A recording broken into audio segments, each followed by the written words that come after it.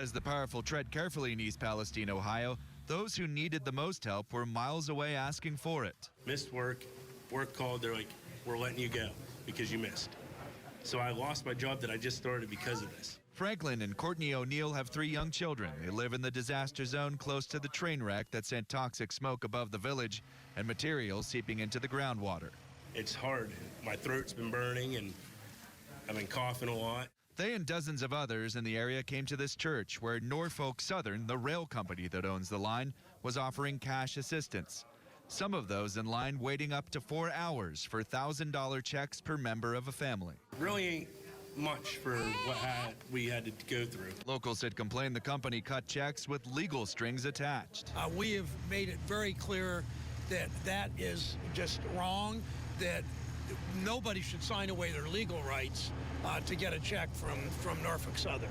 Both of Ohio's U.S. senators toured the town, vowing accountability for the rail company. We need to give this community long-term confidence that their health is protected. The Environmental Protection Agency's administrator was checking on Norfolk Southern's cleanup efforts. In addition, the EPA is monitoring the air and water. Mr. Regan, how do you build trust with a community that doesn't seem to trust anyone? You know, you build trust by transparency. We have to engage with the community.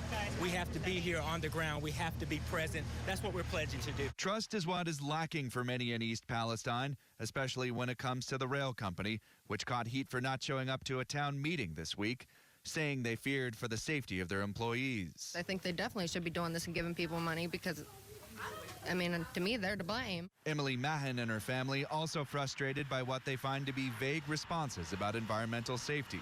I think there's something more going on, and they're not being honest about it. In some cases, even government raising suspicions about Norfolk Southern.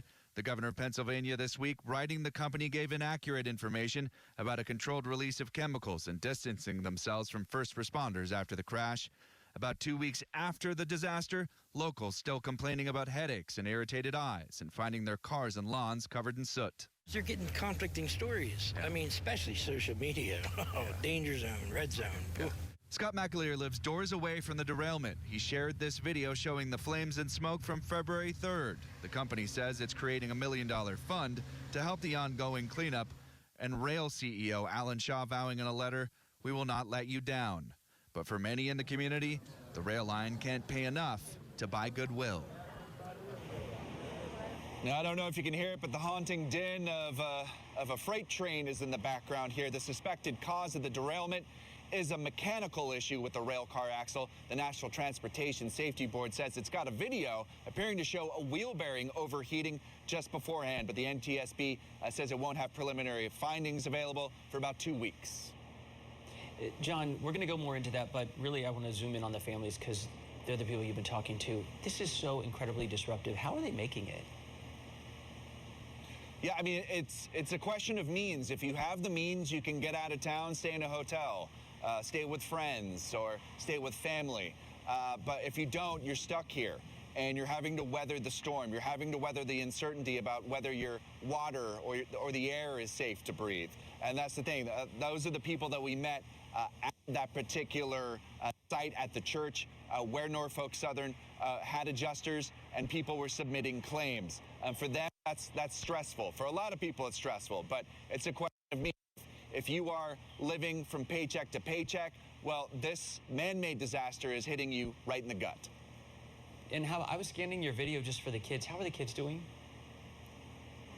So that particular family, a family of 5, all young children, the O'Neills told me their 7-year-old boy they think he's got post-traumatic stress disorder. They say every time he hears the train or sees the train crossing, he cringes. So that should be at least a vignette in a day in a life of a family dealing with the stresses of this train disaster.